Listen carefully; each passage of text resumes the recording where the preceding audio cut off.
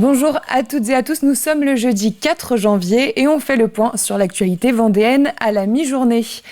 Un premier foyer d'influenza aviaire a été détecté mardi dans un élevage de canards sur la commune de Notre-Dame-de-Riez. Une zone de surveillance dans un rayon de 3 à 10 km autour de l'élevage a été mise en place par la préfecture de Vendée. Dans ce périmètre, les lieux de détention de volailles et d'oiseaux captifs sont soumis à des prescriptions spécifiques. Les canards contaminés avaient été vaccinés en novembre dernier contre ce virus hautement pathogène. La vaccination réduit les risques de transmission de ce virus. On change de sujet et on s'intéresse aux conséquences des fortes pluies sur les plantations. Mardi, il est tombé l'équivalent de 2 semaines de pluie et l'accumulation d'eau depuis la mi-octobre a rendu les sols trop humides. Cela retarde donc les cultures agricoles et notamment celles des céréales.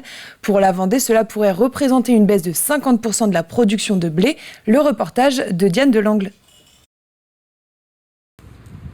Des pans entiers de cultures inondées, c'est la goutte d'eau qui fait déborder le vase des agriculteurs, déjà impactés par les pluies importantes de cet automne.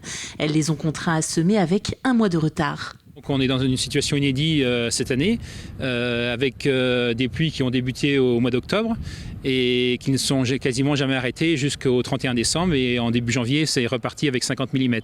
Ce qui nous a pénalisé, c'est qu'on n'a jamais eu une période de beau temps pour pouvoir semer dans de bonnes conditions. On a eu juste une fenêtre d'une semaine au mois de novembre et une semaine au mois de décembre.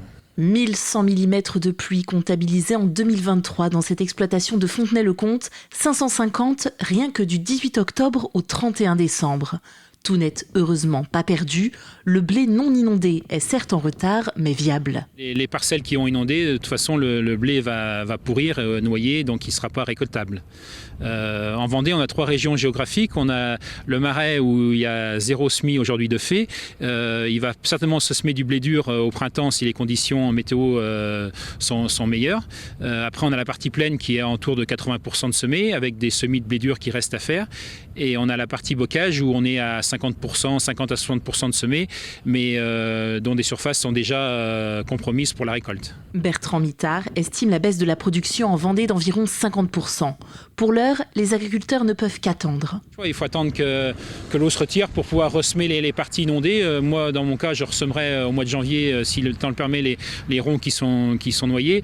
Mais dans des parties plus dans le bocage, non, ce sera compromis, ce sera un report de culture de printemps. On a consommé beaucoup plus de fioul parce que les terres étaient très lourdes à travailler.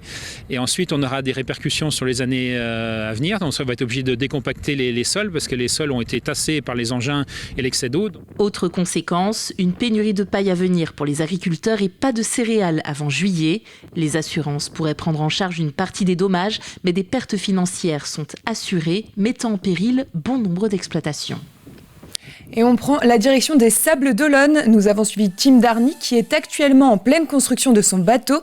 Ce jeune skipper sablais a décidé de créer son propre Mini 650 sur mesure. Regardez ce reportage.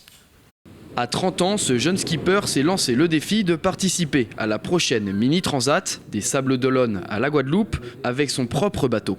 Donc la particularité de ce bateau, c'est qu'il a été entièrement pensé et dessiné suivant mes critères. Les choix qui sont faits sur ce bateau-là sont les miens. Donc le bateau va me correspondre parfaitement, mais ne sera peut-être pas à la main d'un autre skipper. Donc c'est ça qui est intéressant aussi, c'est d'exposer un peu son choix et de voir si ça fonctionne, quoi. Pour la coque du voilier, Tim a fait le choix du bois, moins coûteux et plus résistant que le carbone. Un projet aux alentours des 70 000 €, bien en dessous des prix d'un bateau de série. Le Sablé ne compte pas abandonner son nouveau jouet une fois terminé. Donc là, on est dans le cockpit, la zone extérieure du bateau dans laquelle on va manœuvrer.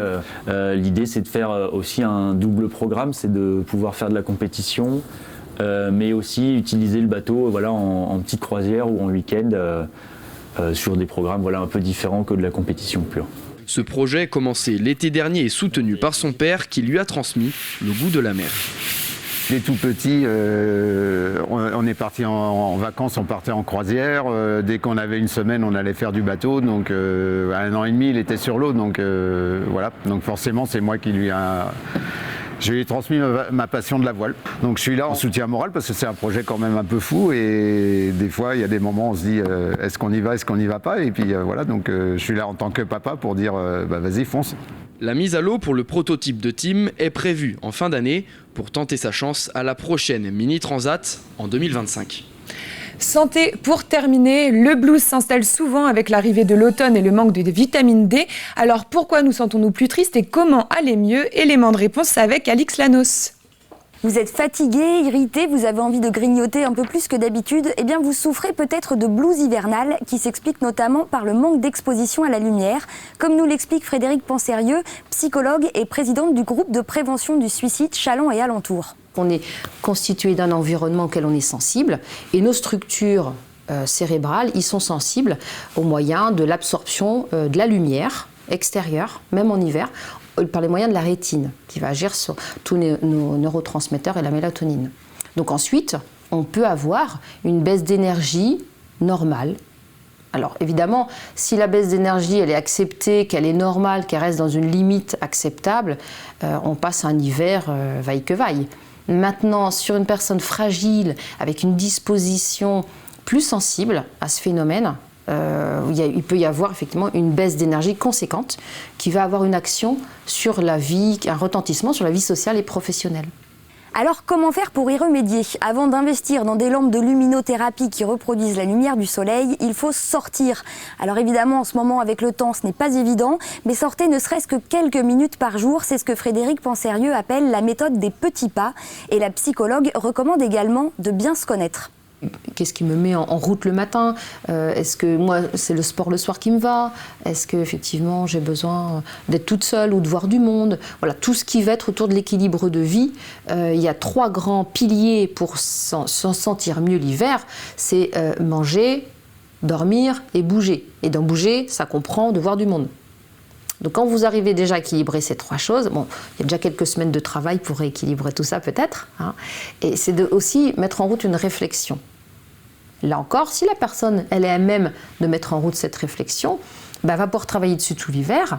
L'hiver va se passer, elle aura amélioré son hygiène de vie et certainement que l'hiver prochain, elle ne va pas l'aborder de la même manière puisque déjà sa santé s'en sera améliorée. Santé organique et mentale. Attention à ne pas laisser le blues hivernal s'installer, il pourrait au fur et à mesure des années devenir une véritable dépression. Alors si vous vous sentez fragile, n'hésitez pas à vous adresser à un professionnel de santé qui pourra lui vous aiguiller. Vous pouvez également faire appel à des associations comme le GPS, le groupe de prévention du suicide, et ne vous arrêtez pas au nom de l'association, tout sentiment de tristesse ou d'isolement peut faire l'objet d'un appel. C'est la fin de cette édition, on se retrouve ce soir pour un journal complet, très bonne journée.